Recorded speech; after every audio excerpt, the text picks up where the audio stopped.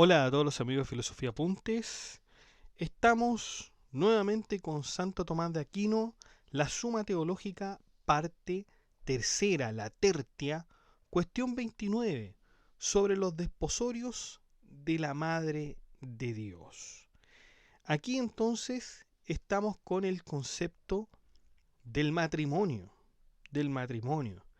Y claro, nosotros sabemos que el matrimonio, ya por San Agustín, por Santo Tomás de Aquino, está considerado como una de las cuestiones esenciales entre la relación de un hombre con una mujer, si quieren vivir, ¿no es cierto?, al alero y a la paciencia de Dios.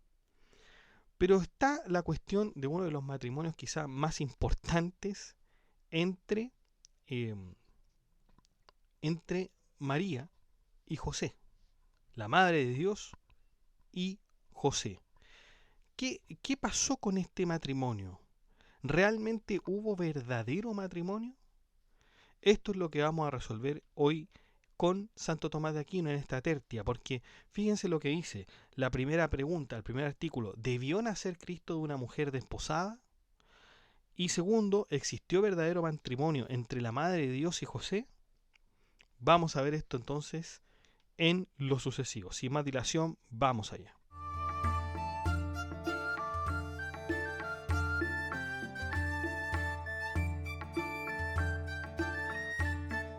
Bueno, artículo primero. ¿Debió nacer Cristo de una virgen desposada? Hay objeciones por las que parece que Cristo no hubiera debido nacer de una virgen desposada. En primer lugar, los argumentos que sustentan esta objeción, porque los desposorios se ordenan a la unión carnal, pero la madre del Señor jamás quiso usar de tal unión, porque eso iría en perjuicio de la virginidad que tenía proyectada. Luego no debió ser desposada. En segundo lugar, el que Cristo naciese de una virgen fue un milagro, de donde dice Agustín en su carta sobre Volusianum. El mismo poder de Dios que hizo salir a través de las entrañas virginales intactas los miembros del Hijo es el que hizo pasar los miembros del joven a través de las puertas cerradas. Si se tratase de averiguar la razón de esto, dejaría de ser maravilloso y en caso de exigir un ejemplo, no sería singular. Eso es lo que dice Agustín en su carta. Continúa Tomás de Aquino.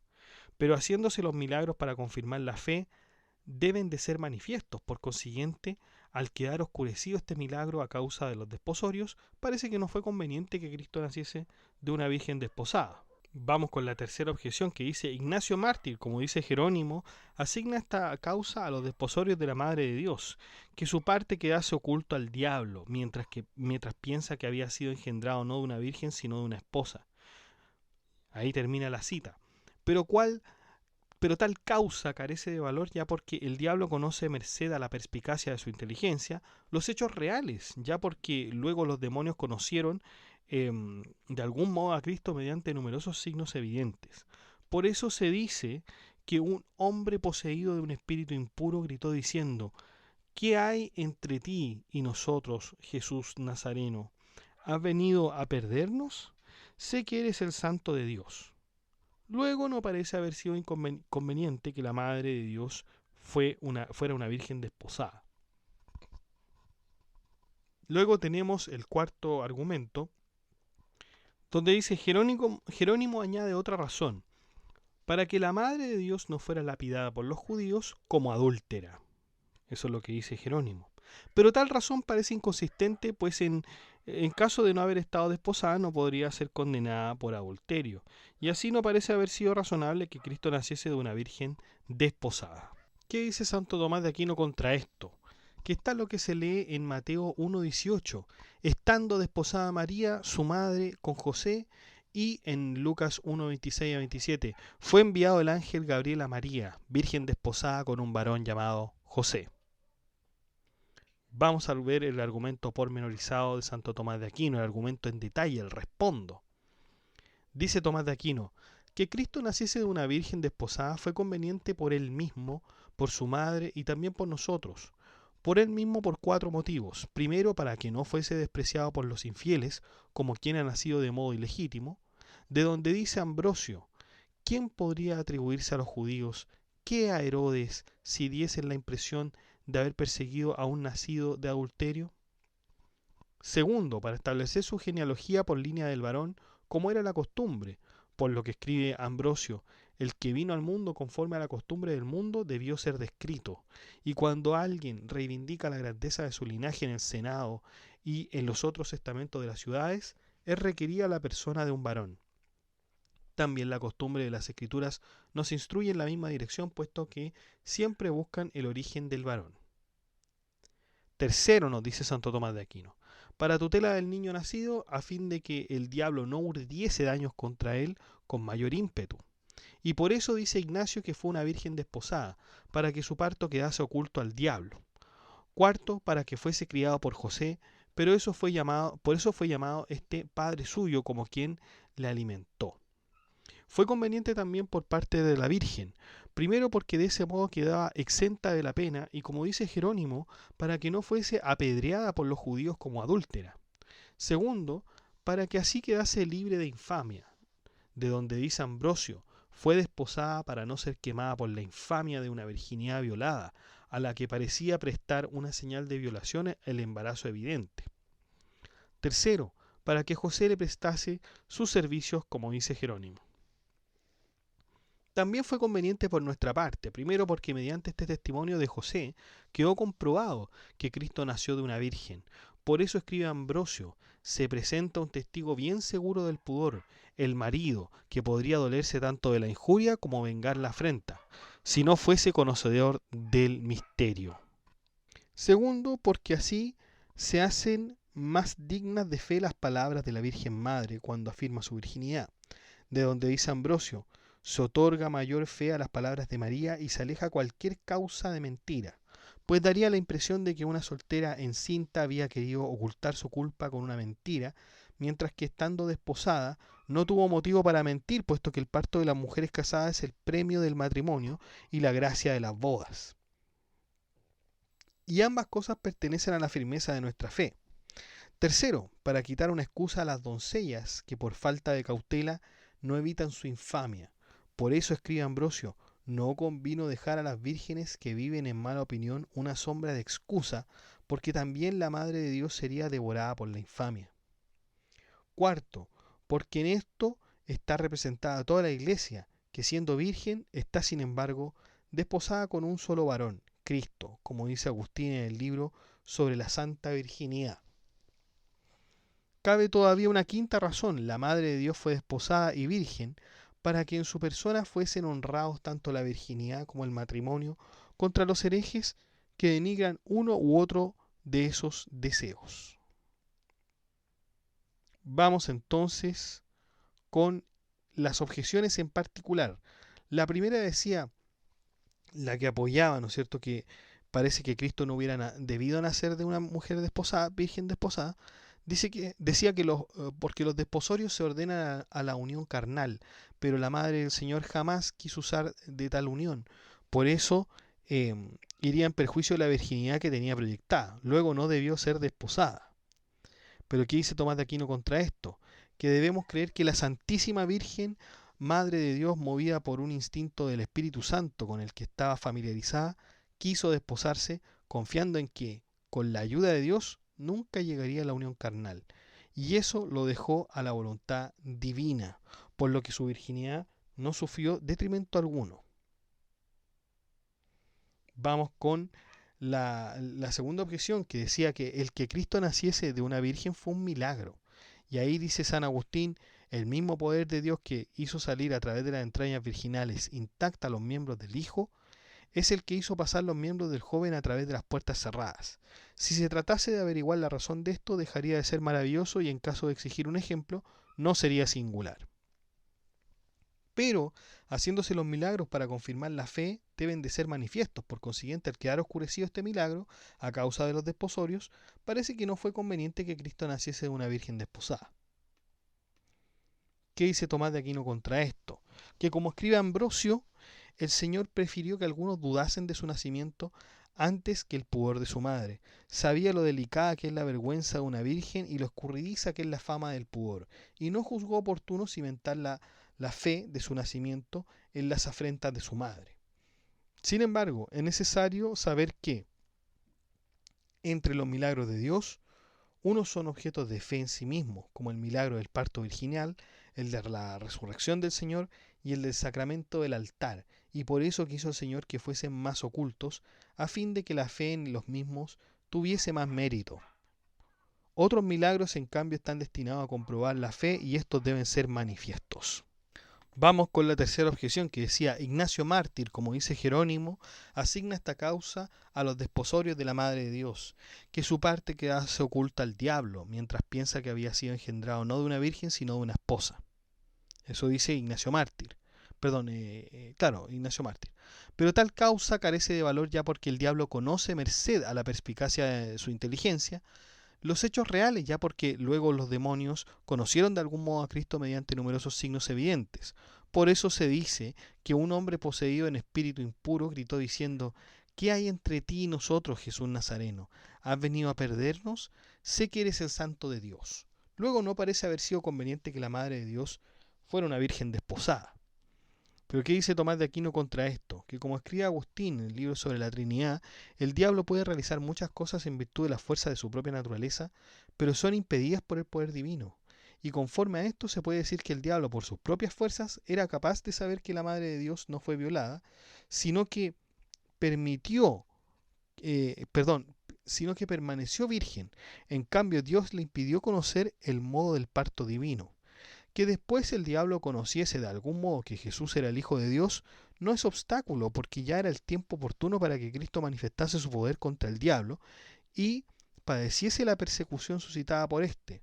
Pero durante la infancia era conveniente que la malicia del diablo estuviese reprimida para que no le persiguiese con mayor encono, pues entonces no había dispuesto Cristo ni parecer ni revelar su poder, sino manifestarse semejante a los otros niños en todo, de donde dice el Papa León en un sermón de Epifania: los magos encontraron al niño Jesús cuantitativamente pequeño, necesitado de ayudas ajenas, incapaz de hablar y en nada distinto de la generalidad de la infancia humana. Sin embargo, Ambrosio da la impresión de relacionar esto con los miembros del diablo. Efectivamente, indicada la razón de engañar al príncipe de este mundo, añade: no obstante, engañó más a los príncipes de este mundo. La malicia de los demonios conoce fácilmente también las cosas ocultas, pero los dados a las vanidades del mundo son incapaces de conocer los secretos divinos. Vamos con la cuarta objeción que decía: Jerónimo añade otra razón para que la Madre de Dios no fuera lapidada por los judíos como adúltera. Pero tal razón parece inconsistente, pues en caso de no haber estado desposada, no podría haber sido condenada por adulterio. Así no parece haber sido razonable que Cristo naciese de una virgen desposada. ¿Qué dice Tomás de Aquino contra esto? Que en el juicio de los adúlteros era lapidada, conforme a la ley, no solo la mujer desposada o casada, sino también la que era guardada como virgen en la casa paterna con miras a un futuro matrimonio. Por eso se dice en el Deuteronomio 22:20 al 21: si la joven no es hallada virgen, la lapidarán los hombres de su ciudad y morirá, porque cometió un delito en Israel fornicando en la casa paterna. O puede decirse, según el parecer de algunos, que la Santísima Virgen era la de la descendencia o de la parentela de Aarón, por lo que estaba emparentada con Israel, como se afirma en Lucas 1:36, y la Virgen del linaje sacerdotal era muerta en caso de estupro, pues en Levítico 21:9 se lee: la hija de un sacerdote, en caso de haber sido sorprendida en estupro, infamando el nombre de su padre, será entregada a las llamas. Algunos aplican las palabras de Jerónimo a la lapidación de infamia. Ese es entonces, estimadísimos, el artículo primero: ¿debió nacer Cristo de una virgen desposada? La respuesta sería que sí, debe haber nacido de una virgen desposada. Vamos al artículo segundo, donde se señala: ¿hubo verdadero matrimonio entre María y José? ¿Hubo verdadero matrimonio entre María y José? Hay objeciones por las que parece que entre María y José no existió verdadero matrimonio. En primer lugar, el primer argumento para sostener esta objeción es porque dice Jerónimo en contra el Vidium: José fue más custodio que marido de María. Eso es lo que dice Jerónimo. Pero de haber existido verdadero matrimonio, José hubiera sido auténtico marido. Luego parece que entre María y José no hubo verdadero matrimonio. En segundo lugar, comentando las palabras del Mateo 1:16, dice, Jacob engendró a José, esposo de María, escribe Jerónimo. Al oír la palabra esposo, no surja en tu ánimo la sospecha de las bodas, sino recuerda el uso de la escritura que llama maridos a los desposados y mujeres a las desposadas. Ahí eso es lo que dice Jerónimo. Pero el matrimonio verdadero no surge de los desposorios, sino de las bodas. Luego, entre la Santísima Virgen y San José, no existió verdadero matrimonio.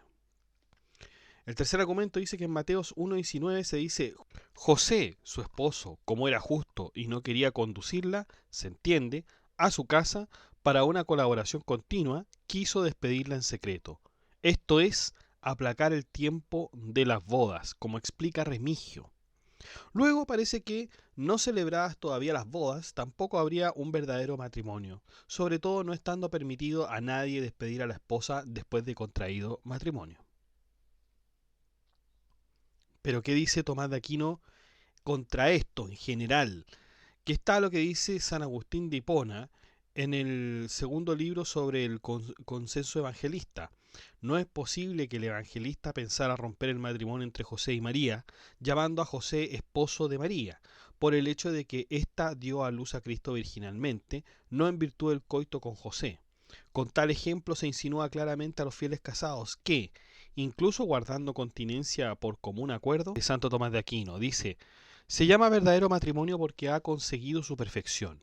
Ahora bien, la perfección de una cosa es doble, primera y segunda. La primera consiste en la misma forma de la cosa de la que obtiene su especie. La segunda se concreta en la operación de tal cosa mediante la cual alcanza de algún modo su fin. Y la forma del matrimonio consiste en la unión indivisible de las almas, en virtud de la cual cada uno de los cónyuges se compromete a guardar indivisiblemente fidelidad al otro. Pero el fin del matrimonio es la procreación y educación de los hijos.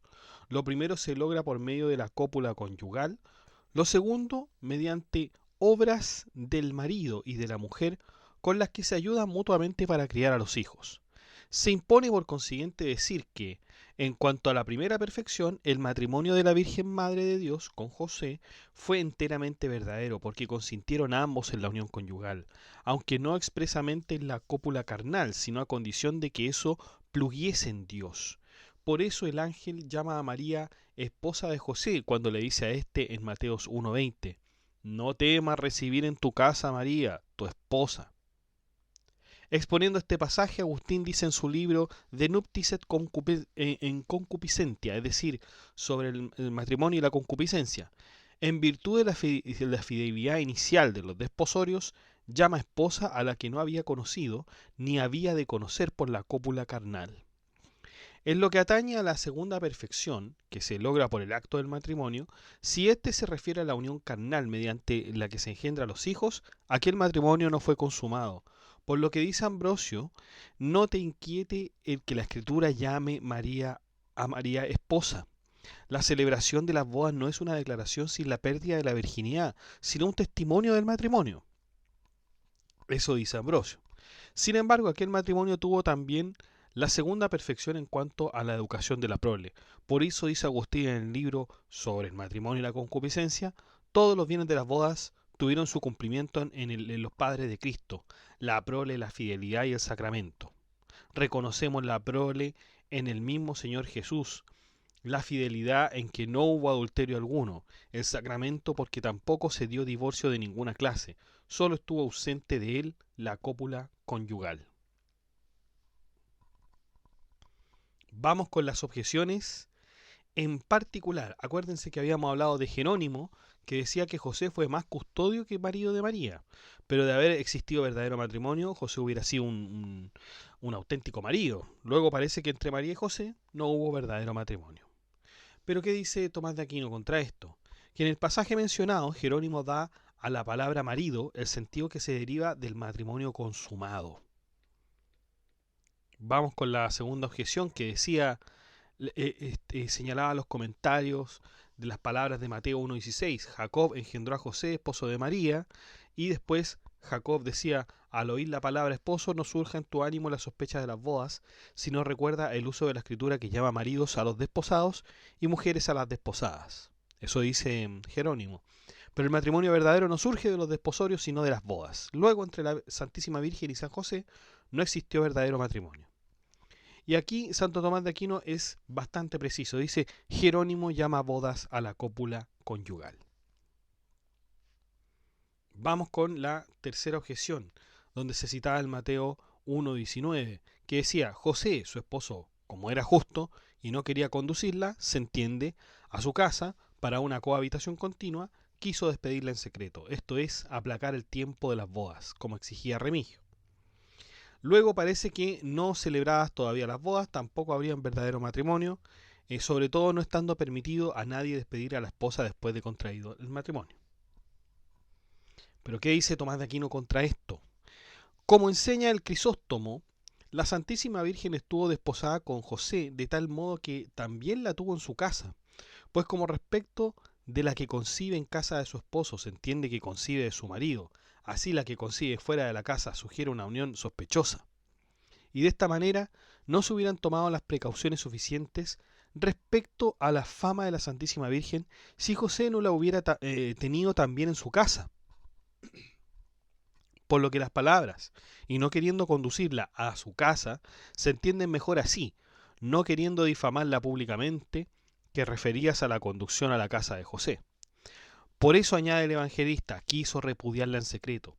Sin embargo, aunque la tuviera en su casa en virtud de la fe inicial de los esponsales, todavía no se había realizado la celebración solemne de las bodas, por lo que aún no había mediado entre ellos la unión carnal, de donde, como escribe el Crisóstomo, el evangelista no dice antes de que fuera conducida a la casa de su esposo, pues ya vivía en ella, porque los antiguos acostumbraban muchas veces a tener a las desposadas en casa del marido, y por este motivo dice el ángel a José, en Mateos 1:20, no temas recibir a María como esposa, esto es, no temas celebrar solamente las bodas, aunque otros digan que todavía no había sido llevada a su casa, sino que solo estaba desposada.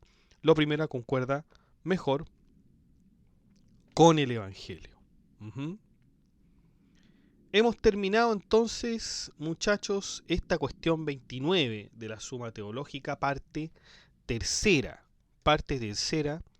sobre este tema que es tan controversial, ¿no? Que es los desposorios de la Madre de Dios. Ya sabemos entonces la relación entre lo humano y lo divino en Cristo. Ya lo podemos vislumbrar con esta cuestión. La pregunta sobre si debía nacer de una virgen desposada o no es un cuestionamiento teológico, pero no solamente un cuestionamiento teológico, sino que también toca tomas de fe, de cultura y providencia divina. O sea, desde el punto de vista humano, el desposorio de María con José ofrecía protección social y legal.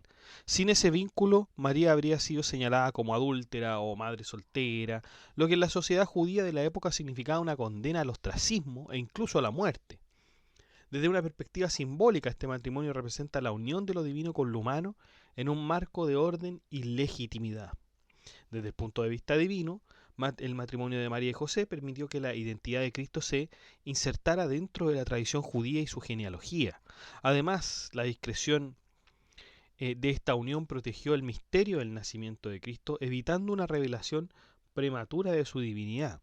Y esta ocultación inicial también resalta la importancia de la fe. El milagro del nacimiento virginal de Cristo no necesitaba ser inmediatamente evidente, sino que debía ser creído. Entonces, la discusión sobre el matrimonio de María y José nos invita a reflexionar sobre el valor de la fe y la razón en nuestra vida cotidiana.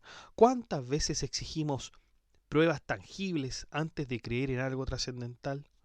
¿Cómo reconciliamos nuestras creencias con las estructuras sociales en las que vivimos? El ejemplo de María y José nos sugiere que la fe no solo es compatible con la realidad humana, sino que puede darle un propósito más alto. Los dejo invitados entonces al grupo de WhatsApp para que se enteren de las últimas novedades y de la comunidad WhatsApp para que conversemos este y otros temas.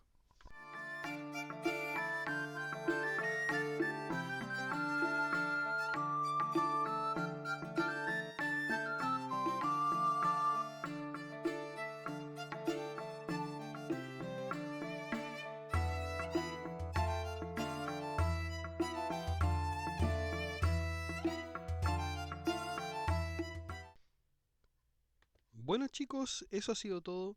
Muchas gracias por escuchar este podcast. Si le ha gustado, dé like, comente, comparta, suscríbase, acceda al blog que está en la descripción del video, haga soporte en PayPal o en Patreon y saludamos a nuestros mecenas romanos que son Abstract Panicker, Ricardo, Diana94 y Jorge Ríos, que colaboran con este proyecto de Filosofía Apuntes mensualmente como mecenas romanos. Un abrazo a todos muchachos, muchas gracias.